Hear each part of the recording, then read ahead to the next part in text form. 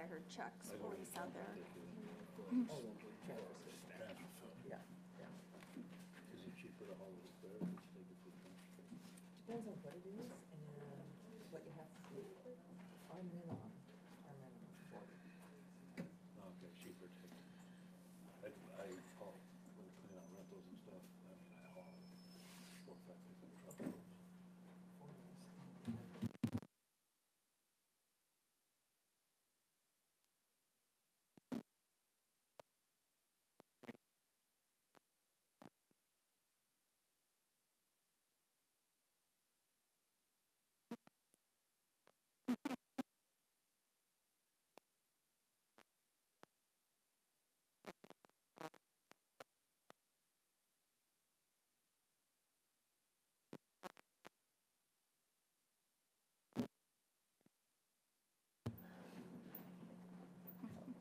Okay, I'm going to call this meeting of the Columbia Gateway Urban Renewal Agency Board to order.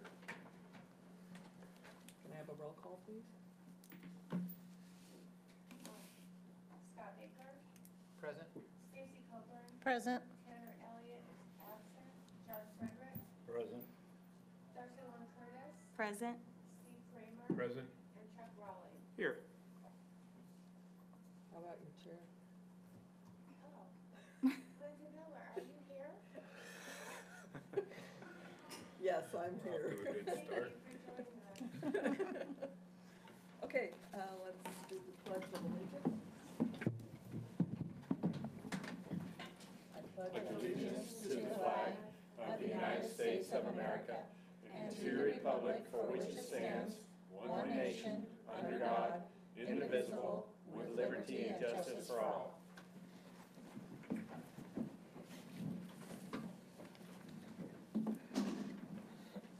Next on the agenda is the approval of the agenda. Do I have a motion? Make a motion to approve the agenda.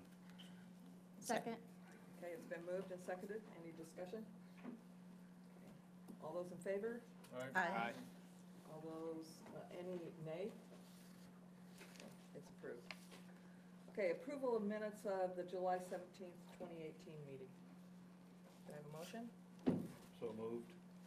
Second. Okay, it's been moved and seconded. Is there any discussion? Okay, all those in favor say aye. Aye. Those opposed? One abstention, please. I was absent. Did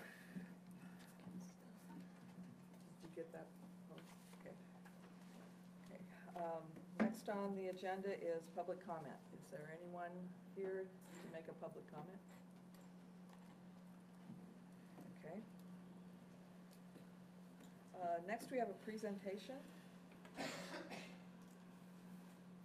Presentation by Mary Hanlon. Yes, thank you, Madam Chairman, members of the board. I was going to say commission or council. That quite didn't sound right. No. I asked Ms. Hanlon if she would come this evening and provide the board with a presentation on some development plans that she has been working on for some time now. This is at the old Griffith Motors site on 3rd Street.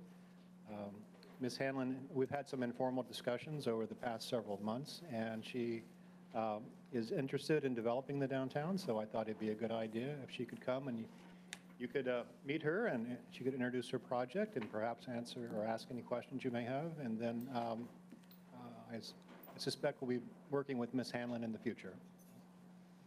If you would. I'm not very good at using microphones, so I can speak up. That's okay?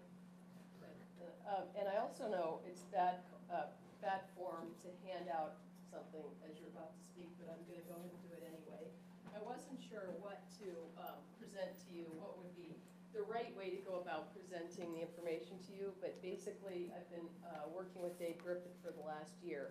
As you know, he has a property down on 3rd Street on the east end of town that's for sale, and I've been doing redevelopment work for over 20 years on my own, and I've been working in housing and community development since the late 80s. And so I've focused on sort of this kind of market, and that to me has caught my eye since he put it on the market, and we've been doing due diligence for the last year.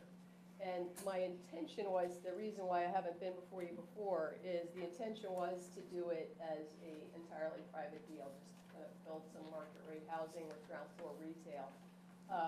Unfortunately, the market here doesn't support that. So I'll walk you through some points in this letter, because I wasn't exactly sure what would be helpful to you in terms of, but I think the idea today is to initiate a conversation with you and see if there's an interest in working together, and if there is, I'll come back with a specific presentation about this site.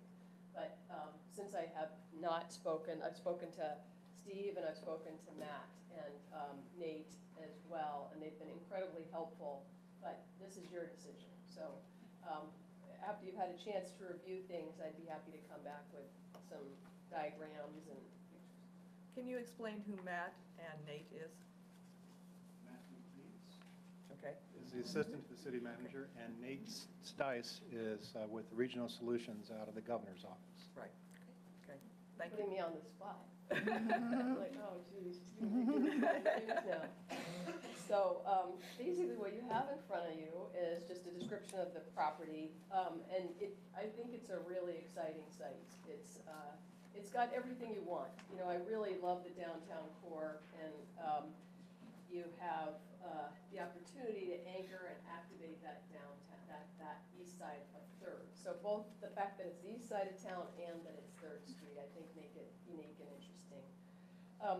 As I mentioned, I've been working in this field since the 80s in all sorts of housing and community development finance. And this is exactly what I've come to focus on, is communities and neighborhoods where there hasn't been development. And I think, you know, for me, it engages, it's an engaging process. So the development process for me brings together both public policy as well as the act of creating something and contributing to the community and providing housing, which is what my background is in and interest is in.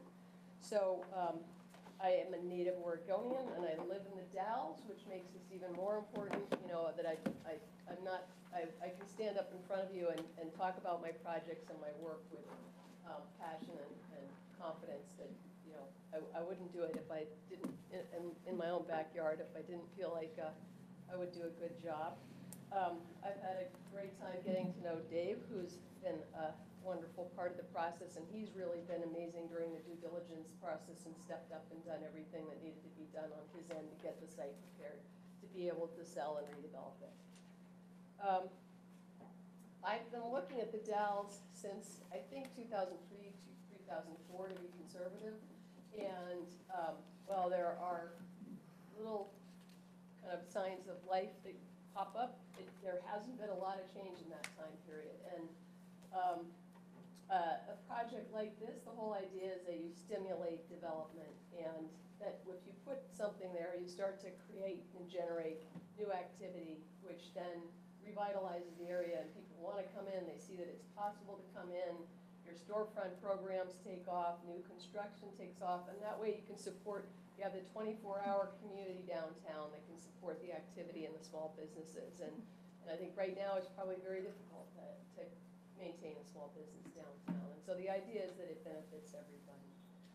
You'd also be creating a community center besides trying, you know, the mall right now. You know, you've got the waterfront's lovely and the events that go on there, but I think you could have a more vibrant downtown.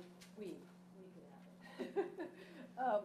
So the challenge, the reason why I'm here today is I have run the numbers on the development costs. And I'm sure you guys have heard this a million times, but the development costs here are the same as what they are in Portland.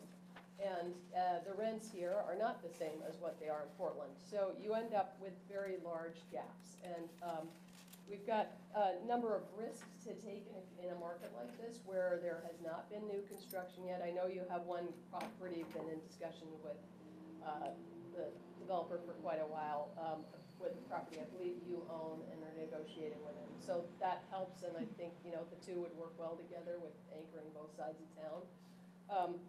But you've got when you try to do a project like this, you don't have any comparables, and you can't show people what the rents are gonna be, and you can't get an appraisal to support your documents, and you've gotta get investors, and you've gotta get the lenders, and you end up often with empty ground floor retail, which you're then trying to lease. So there's a whole bunch of hurdles to doing it. But to me, that part of that, kind of bringing that whole puzzle together is the interesting part of the picture.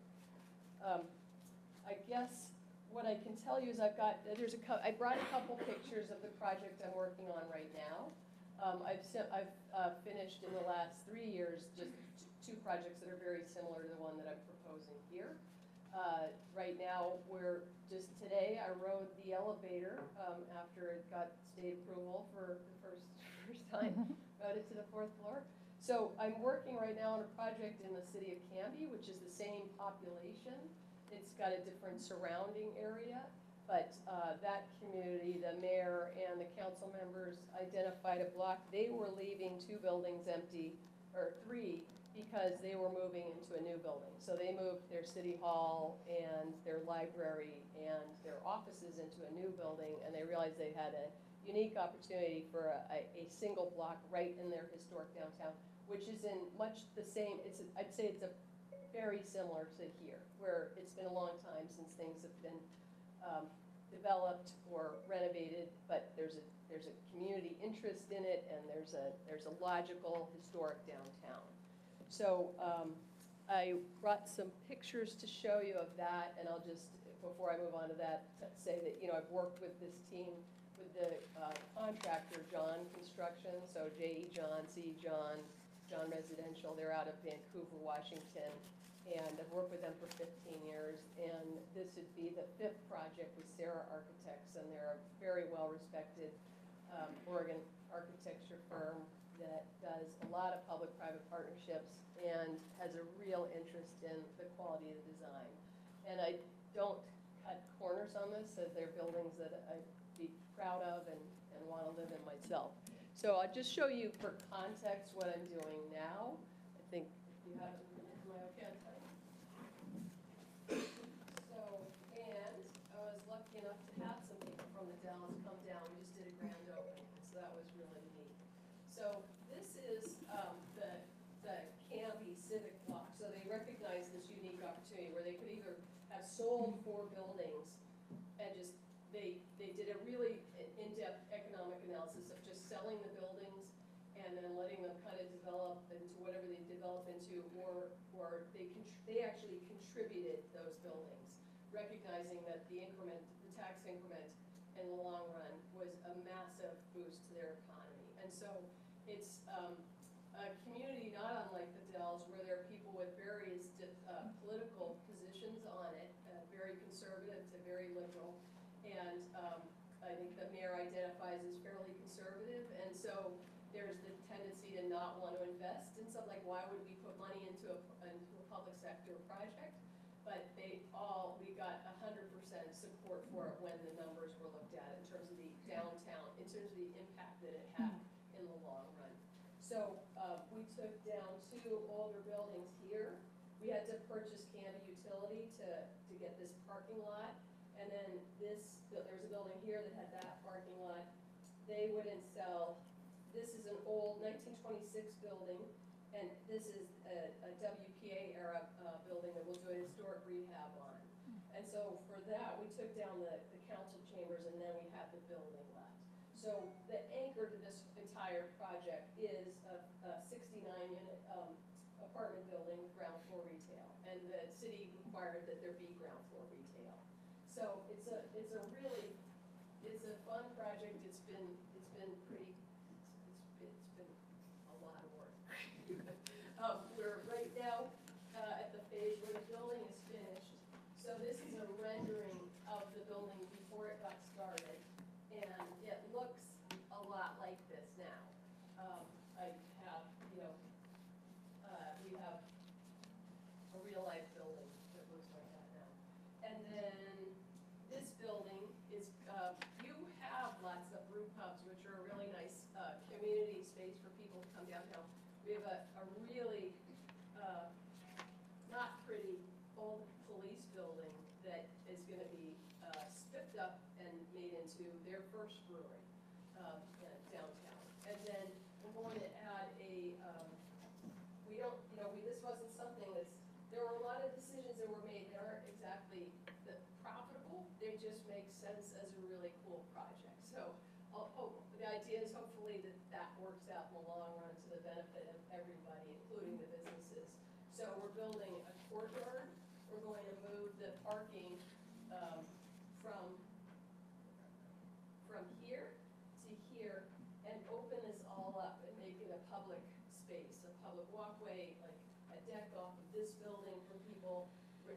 These will probably be restaurants, spaces for people to sit, places for kids, places to play and gather. And so that was a really critical component for us, and those are some of the elements there. But that's that project, and I think in this case, you have some of these things going on right now. And so with the project there would be ground floor retail with housing. And so my proposal to you today is, if this sounds like something you're interested in exploring further, I could come back and bring you the specifics to this project with the financials and some renderings that we've done for this project, some massing diagrams, and I could explain to you what the gaps are and why we would need that kind of contribution and partnership to be able to make it happen. Comments? Can I ask a couple of questions? Yeah. Are you going to maintain ownership of the building, or do you sell? I build everything, well, I have partners. Okay. I do all the work, and then I have partners who invest in it. Okay. And we build them to hold. And as you probably know, that along the way, as you're building, there are probably 6 decisions you can make that affect the quality of the building. And if you're building something to just flip it, you build a very different building than holding it. And so this would be to hold. And I have been in conversation with a number of long-term financial people as well as construction financing people. My other question is, as far as like your rental spaces up top, what kind of rents are you thinking that you're going to try to get on that? Because I know affordable housing is something important for us in this area too, so. You mean the housing rents? Yeah, the rents in this building here. My background, I started in affordable housing, and so I ended up doing market rate housing because, well, to be perfectly honest with you, in Portland, it's kind of a little clique that is working on the affordable housing. It's a small group of people, and they have control over the money, and they kind of share it with their friends. And so to be able to do what I've been doing is market rate, like right in the middle, not luxury housing, not the housing with not the tax credit deals. I was the director for a tax credit financial institution, the CDFI. But so I've been just doing the market rate. And so in the Dalles, your market rate falls into affordable, our market rate falls into affordable in a lot of markets. I actually spent on a project I did in Portland, in North Portland, along the light rail corridor. I tried to include affordable housing. I went back to the city at least a half dozen times to take advantage of, there's a tax abatement program so that you can include affordable housing. And they said that I was too honest and that if I wasn't presenting them enough information that showed that we would not be able, their requirement at the time for the program was you had to show that in order to get the tax abatement for the rent reduction in the affordable, you had to show that you had, that without the contribution, the project wouldn't finance. But you can't take that to a bank. If it's that small a margin, then you don't have a project. So it wasn't well used, and then at the end, as we had just started leasing up, we had, probably 75% of it was still vacant. They changed the rule, realizing that it made it unusable, and I went back in and I said, we still want to include affordable, what do we have to do here? And they said, you're not eligible, and I said, why aren't we eligible now? And they said, because you didn't get our approval before you started construction.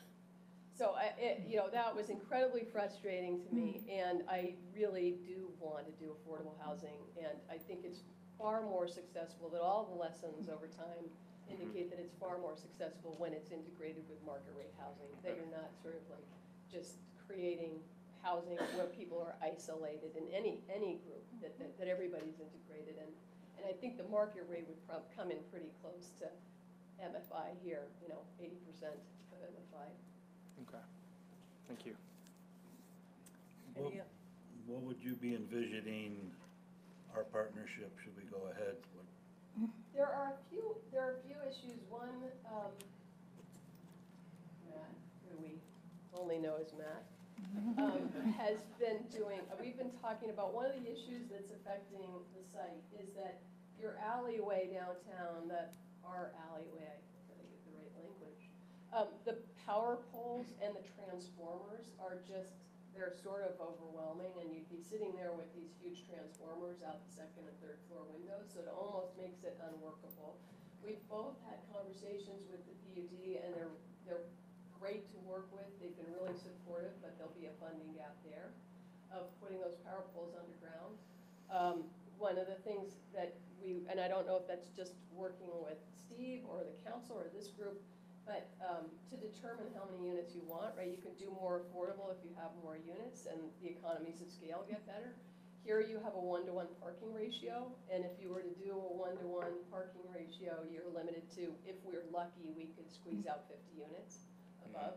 So that's not ideal in terms of the economies of scale, in terms of what you can do. And the project in Canby, we're doing, I think we're doing 2-to-1, right? So we've got 2 units for every 1 parking space, because you sort of end up with, I know everybody gets concerned about parking, but you can either have parking lots or you can have housing. And I feel like in, the Dalles or Canby, it'd be a good thing to have a parking problem. It would mean you had that many people downtown at any given time. So those are some of the issues that I would be trying to talk to the staff about. And then, looking at things like, are there SDC waivers that are available? And then nailing down the gap and having a conversation about what other mechanisms might be in place. Like maybe there is an affordable housing, fund that we could go after, but getting creative. And as I mentioned, I have been working on this subject for 30 years, and so I know a lot of them, and I've run 2 CDFIs, community financial institutions, that do that kind of lending. So I'd just be sitting down with staff and looking at what resources may be available. You wouldn't be looking for Renewal to buy it and then buy the land, you'd buy the land outright, We then, could buy the land. and then work. Yeah, and then work to fill the gap. But I don't know, that the gap's we're not looking at a small number here, I think. But I'm totally transparent in terms of the money. I mean, there are basic thresholds. I've done a lot of evaluation of developers and their proposals to cities, and so I get to see other developers in action. And I don't see any reason why you can't be completely transparent. There are basic thresholds that have to be met. You have to give an investor a return if they're going to put equity into a risky project, and you have to meet the bank criteria in terms of what they'll lend when they'll lend at 65 or 80%. You have to meet those. Those are the 2 thresholds, and then everything after that is something you look at in terms of, can you practically fill that gap. any other questions or comments? Okay, do we have a consensus that we would like Mary to come back with us? I believe so, Sure. absolutely. Absolutely. Okay, I could come back next month and show you more specifics to this project, the finances, the massing documents, the issues that are still outstanding. And then I would work with Steve before that meeting, see what else you might be interested in. I really appreciate you putting me on the agenda and airing me out, and I think Dave appreciates it too. I bet. I don't know if it's appropriate for me to speak, but I definitely have a horse in the race, obviously. But I went 2 weeks ago to Canby when she had her grand opening of the building she's showing you. And it's too bad she can't put it on a truck and bring it to the Dalles, because it's really absolutely a great project in the place that it's in and with the goals that they had in mind and how they've accomplished them. And having been in the downtown area for quite a few years, it would really be a blessing for us to have a building of this nature. And I know it would add the housing we want, and it would add some retail space that looks like it came into the 21st century kind of thing. thank you. Okay. Next Next item on the agenda is action items. A, declaration of agency-owned personal property as surplus and authorization to dispose of said property. Thank you, Madam Chair. It's a long title. In your staff report, I provided photos of these items that we're discussing this evening. Staff was contacted by representatives from the National Neon Sign Museum, and they were asking if there was a possibility of either purchasing or having the agency donate some of the fixtures that are in the Tony's building. So we took a tour and provided you with photos of those items. It's really difficult, I think, to see, but there's from these ceiling mounted lights. There's 3 of those. There's 2 of these open fronted cabinets, one that's enclosed, and then another is a display countertop that's attached to the wall. In the agency's contract review procedures, there's essentially 3 procedures to dispose of personal property once it's declared surplus, either through an auction or through sales, competitive bids, or through the donation of the property itself. The donation would be to a nonprofit. Included an attachment that the National Neon Sign Museum has been, I guess, registered with the IRS as a nonprofit, 50C, which one is it? 501c3, yes. And then also as a public charity. So the procedures this evening would be to, one, declare the property as surplus, the personal property, and then staff's recommendation is just to donate it to the museum. As the condition of the property we're talking about, the items, we felt that there was a nominal value of it. And again, that weighed on our recommendation for just a donation of the property. And Ms. Pinko is here from the National Neon Sign Museum this evening, if you have any questions of her. So again, this would be to first to declare the items as surplus property, and then there are, again, 3 methods to dispose of that property, and staff is recommending that the property be just donated to the sign museum. And that concludes the staff report. Having taken a tour through that building, these pictures make them look good. Seriously. Okay, Can I, Yeah. Madam Chair, I'd like to make a motion. okay. I move to declare the items identified in the staff report as surplus personal property, that the property has been determined not to be needed for other public purposes, that the property has a current market value of less than $250, that the agency board determines that the local contract review board rules, division 02, 280, and B is the most efficient and cost-effective method for disposing of the property, and to direct staff to proceed with the donation of the property to the National Neon Sign Museum. Second. Okay, it's been moved and seconded. Excuse me, I'm not sure who seconded. You do. Pick one. Pick one. Pick one, yeah.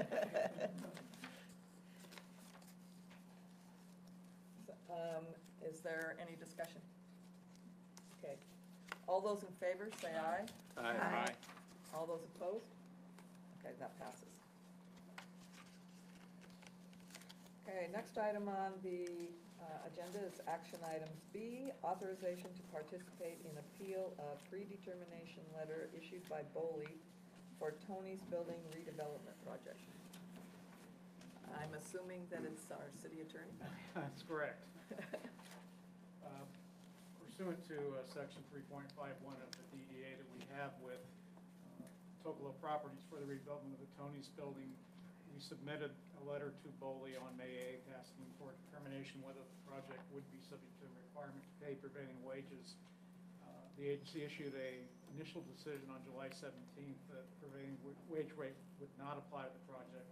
The attorney for Tocolo and myself were concerned that there was some information in that determination that wasn't accurate, and there was not really an explanation about why certain exemptions that we felt applied for definition of the funds of the public agency, why they did not apply.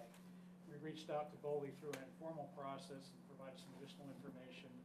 On August 9th, BOLI issued an amended determination that the project would be subject to prevailing wages, and I provided a copy for you of the staff report. The DDA provides that if the predetermination letter was not favorable to Tocola, would have a time period to notify us if they wanted to terminate the DDA. I was advised a couple days ago they do not intend to exercise that option. They want to proceed with an appeal. I've had discussions with their attorney about preparing the request if we receive your approval tonight. In fact, I sent a draft to Tocola's attorney for their review that we would jointly pursue an appeal if the agency agrees with that. If the agency decided not to, then Tocola might change their mind and might terminate the agreement. If our appeal is not successful, Tocola could possibly terminate the agreement. There also is a possibility of an appeal to the Court of Appeals. Whether we pursue that route, we don't know. We'll wait and see what happens with the appeal if we pursue it. We have until August 29th to file that notice of appeal. And as I say, I've got a draft ready to go if the agency authorizes myself and the attorney for Tocola to pursue our appeal. We think there are grounds to argue that the agency was incorrect in the ruling. We think they were rather very technical in their ruling and didn't really give us an explanation about why the exemptions we claimed didn't apply. I think you saw that in the ruling, that we set out a lot of reasons why we thought there should be exemptions, and we never really got an explanation why they did not apply. We're satisfied with. So staff's recommendation is you do authorize the agency to pursue that joint appeal with Tocola. Absolutely, I'll make that motion. Move to authorize the city attorney to notify Tocola Properties Incorporated that the agency will participate in an appeal of the predetermination letter issued by Bully dated August 9th, 2018. I'll second. Okay, it's been moved and seconded. Is there any discussion? Any questions? Yeah, I just want to say on the record again, the same thing I brought up last time, that I'm opposed to this because I think we should pay prevailing wage to our working people who are working on these buildings for us. Okay, any further discussion? Mr. Parker, can you kind of just elaborate a little bit on when you say that we would jointly pursue that? What does that mean? What's the obligation on our half versus, is that just, not just your time and energy, but is it just your time and energy? It would be my time, and I would work with, actually, Randy Bateman was the attorney who handled a lot of the work for Tocola. He's going to be taking a sabbatical here in a couple of weeks for about 6 weeks and not be available, but another attorney who specializes in this issues, particularly with Foley, will be handling the appeal with me. So we would work together and work on preparing the evidence to be presented, any witnesses to be presented, attend the hearing. At this point, we've talked about already what kind of witnesses we want to have at the hearing to convince him. But basically, it comes down, I think, to primarily we feel that the site work that was done should qualify under the exemption we cited, that it actually, in terms of value, that the appraisal said there was no, in effect, a negative value for the property, and even if we do all the site work, there's still no positive value. So in a sense, we have contributed value in a sense of reducing that negative figure, but we haven't pushed it above the threshold. In fact, I'll work with the attorney with Tocola to present the case and hear what happens with the, it'll go before an administrative law judge who will actually hear the arguments from both Boley and from ourselves and any witnesses we have. And we'll decide whether Boley was correct or whether they weren't correct. Anything further? Thank you. Yeah, I have a question. So how much is the agency going to have to pay in order to appeal this on behalf of Tocola?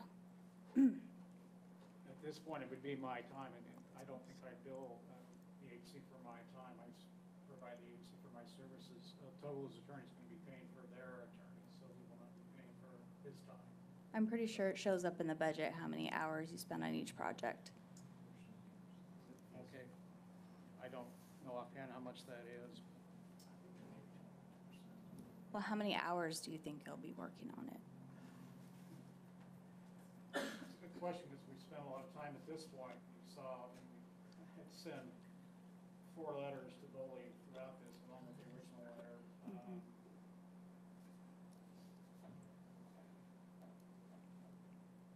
Did you say a percentage, Yes. Mr. Harris? Yeah.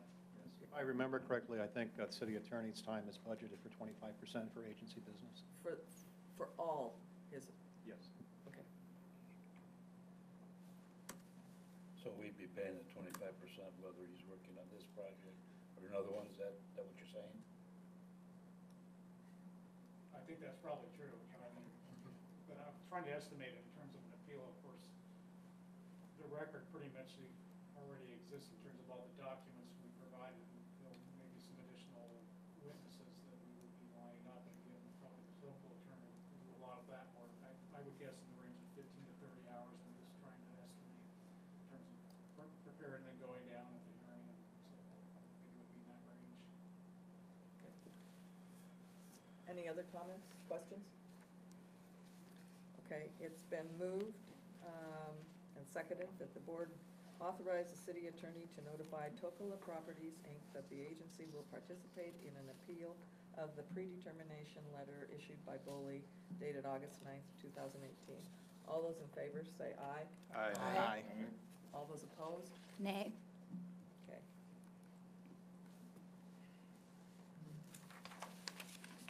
That passes. Okay, next action item on the agenda is C, authorization for execution of confidentiality and non-circumvention agreement for GBHD LLC. I'll be doing that staff report also. Myself and Mr. Harris have been working with Mr. Leash and their legal counsel on the terms of what we call a confidentiality and non-circumvention agreement. The non-circumvention essentially is designed to try to make sure that the agency would not take any information that we would acquire and then try to enter into another agreement with another third party that would possibly be in conflict with what Mr. Leach's proposal, which I don't think would really happen because our primary focus here is on this particular project. We're not looking to try to acquire information and go out and seek out another party to do another deal with.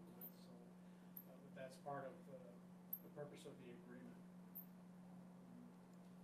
We've come to the language that's in the agreement in your staff report. It uses a series of secure electronic drop boxes that Mr. Leach provides information to our consultant, and they will in turn provide that information to Mr. Harris and myself and the members of the board, including any future members, since we do have a vacancy now that Ms. Schwartz resigned. There's provision to address any disagreements or disputes about confidentiality, but hopefully that won't arise. If we're not able to resolve those agreements, Leland has the right to take into account that if some information was not provided that they felt was needed, they can address that in their final report. There's a series of deadlines that have been established for Mr. Leach to provide documents, and I believe he is currently involved in that process and is providing some of the documents to Leland. Budget implications are set out here in terms of the costs for the work that Leland's currently doing, has done currently with the staff's recommendations. You authorize the agency chair to sign this confidentiality agreement.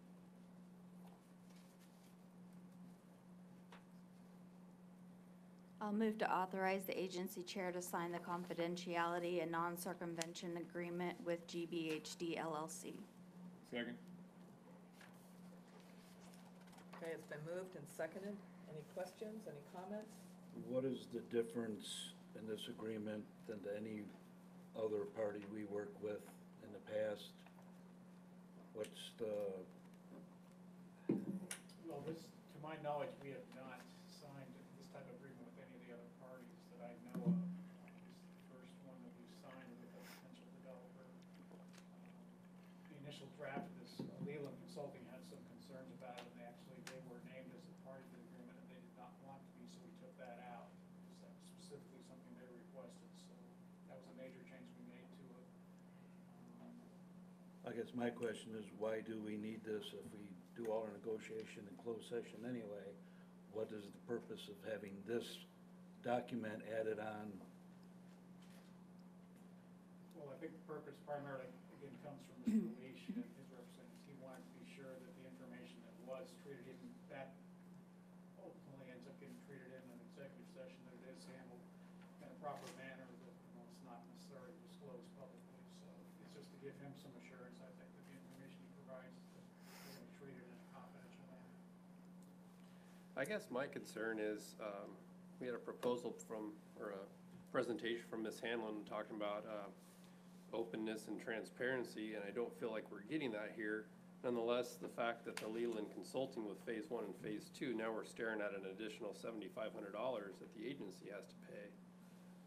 So I'm having a hard time with us having to cough up additional money, and the transparency wasn't even there on Phase 1. So where are we gonna bridge this gap of transparency?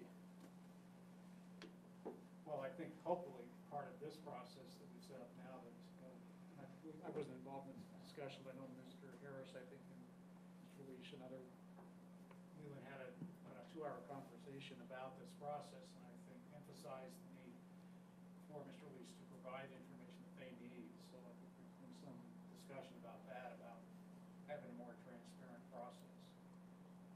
And this is a transparent process? Well, I think this is intended to facilitate that, so Mr. Leach knows that when he provides the information, it's going to be treated confidentially. I think one of my concerns is that we're doing this, but now we're on the hold for another $7,500. Is this going to keep rolling that way, or do we have some agreements on that end as well? Well, at this point, I think the intent is that once we get these documents, and then in October, I believe is when we will come back and make a recommendation about whether the agency should go ahead to Phase 2 at that point. I think there's a limit on the amount for Phase 2 at this point. I have a concern about the term, section 12, about, it's good for 5 years, effective for 5 years. So it could be that if we leave this agency and something comes up within that 5-year period, that we can be held accountable, and we're no longer part of the agency? So is your We're bound. Is your concern about your personal liability? Yes. Okay. Only if you break the confidentiality. Yeah, I mean, that. I mean, you wouldn't do would have that to anyway, happen, would I you? guess. Well, I've known of where somebody didn't say something, but they were accused of it, and I think we should just sign the agreement like staff said. It's a good faith. We'll move on and we'll get to the next part of the project.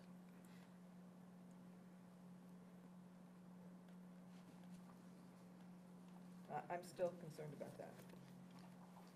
Well, I think what we're asking for Leland is overkill anyway, based on what they're asking for out of this project. So the fact that they're willing to turn that over and they have a pretty normal legal document about confidentiality. I have stricter legal documents in my own financial practice. So this is not a big deal. We're going to do the things anyway. That's what we're talking about. So just sign the agreement. Well, I still think it's important that we not continue to have extra bills off of this agreement anyway also, because everything was set out what we needed, and as long as they're providing the documents, then everything should roll pretty smoothly anyway. Well, the only reason it's costing us more is because we didn't sign it any of the last couple times it's been presented. Or documents haven't been provided as well, right? Well, the documents couldn't be provided until we agreed about the confidentiality, and we were dragging our feet. Okay, well, that should have been done before anything started then, in my opinion. Any other comments? Questions? Okay. It's been moved and seconded to authorize the agency chair to sign the confidentiality and non-circumvention agreement with GBHD LLC. All those in favor say aye. Aye. All those opposed? Nay. Aye. Excuse me, who's opposed? One second. Douglas, Miller, Elliott, and Molly.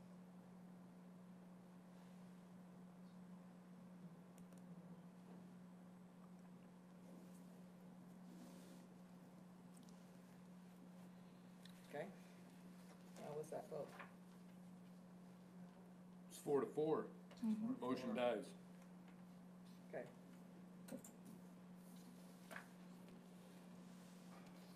So now what, Madam Chair? So,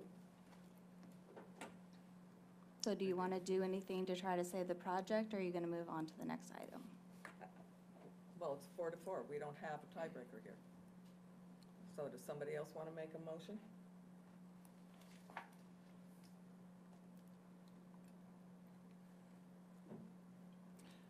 We're deadlocked, and we're gonna have to, we're gonna have to make a decision, and whether or not we want this project to move forward. And I think that we need to put personalities aside and look at the project and whether or not we want these amenities in our town. We've been working on this for quite some time, and we've got an offer of another new one coming in that's potentially a little different, but you know, we got to set our standards and move forward. And Mr. Baker and I have been talking about this for quite some time. We're not together, and we're not cohesive, and we need to get ourselves in some order of fashion to move forward with these projects instead of dragging an individual through the mud day after day after day. Thank you, Madam Chair. Okay, anyone else? I Well- agree with Commissioner Kramer. I agree as well, and I think it's hard to make a decision without information, and I think the information and I don't have enough information yet to make a decision on whether or not the project should go forward yet or not, but now I have no information, and so I guess that's the frustrating part, is all of us have worked really, really hard to get to this point. So I guess I'm curious as if the issue was with the confidentiality report or the project or where we stand, because I'm not sure we're all clear exactly where the issue is and where we need to go from here. I feel GBHD was given plenty of time working with our consultant, and they failed to provide the documentation they needed, and we're done. They're still within the time that we voted to give them. I would agree that the document has failed to be presented. However, I'd be comfortable with moving forward without the execution of the confidentiality and non-circumvention agreement. I think that's where we're at. We have to give what we've already agreed to, but we're not going to agree to this confidentiality agreement. But we already said there's nothing that we're going to do that's in the confidentiality agreement. So I really think, as Commissioner Kramer said, this is about a personality and an attack of this one person and this one project, and it's really frustrating.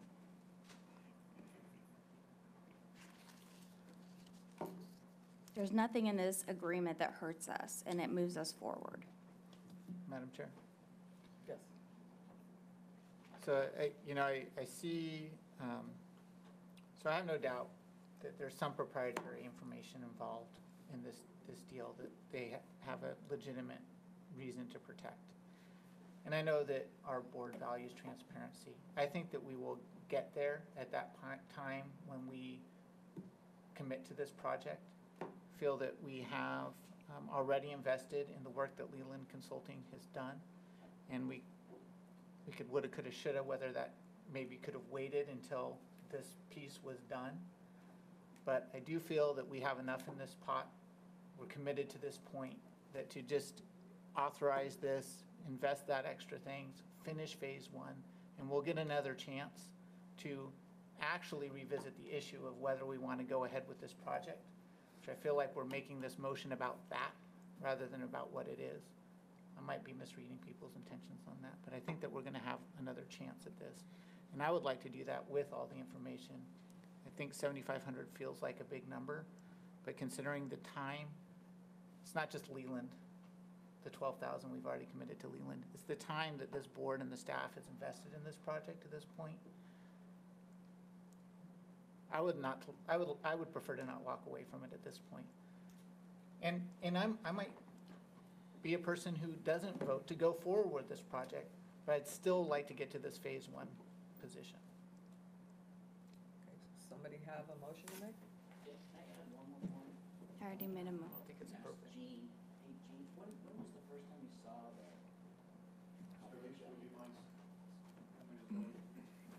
He's recognized. So he brought forward a confidentiality agreement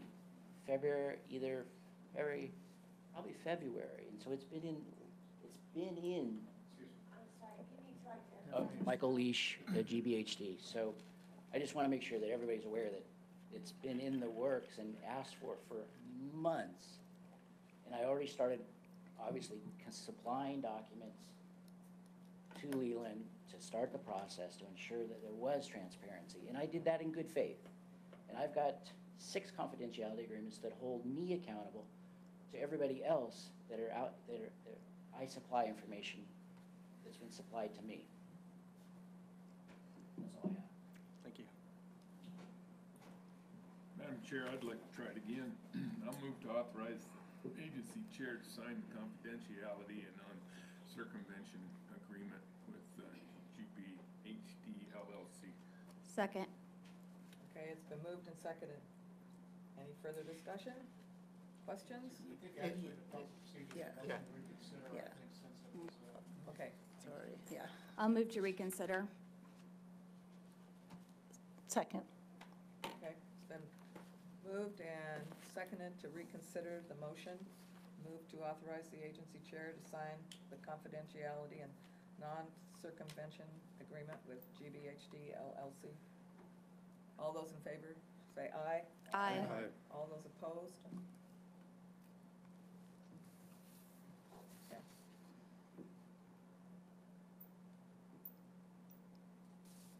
Get that, Paul. Appropriate credit for the letter and value of funds. Correct? Okay, Make it So- again. 5 to 3? Do you want to make it again? Okay, so that passes. No, maybe. No, well, I we have think to move maybe to not. I think reconsider we have a first. vote. That's just Yes. a vote to reconsider, so I think now Yeah. we need to have another vote to whether you actually will now adopt the motion. Okay, If there's another motion. Okay, Madam Chair, I'd like to make a motion to move to authorize the chair to sign the confidentiality and non-circumvention agreement. Second.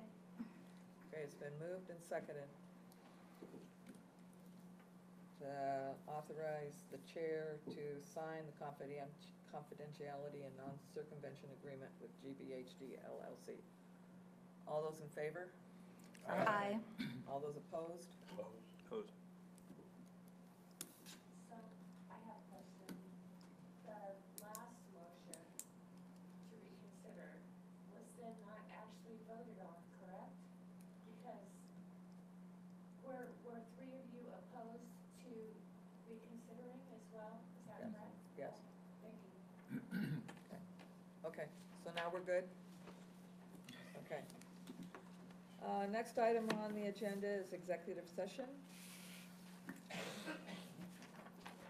The Columbia Gateway Urban Renewal Agency will now meet in executive session in accordance with ORS 192.660(2)E to conduct deliberations with persons designated by the governing body to negotiate real property transactions.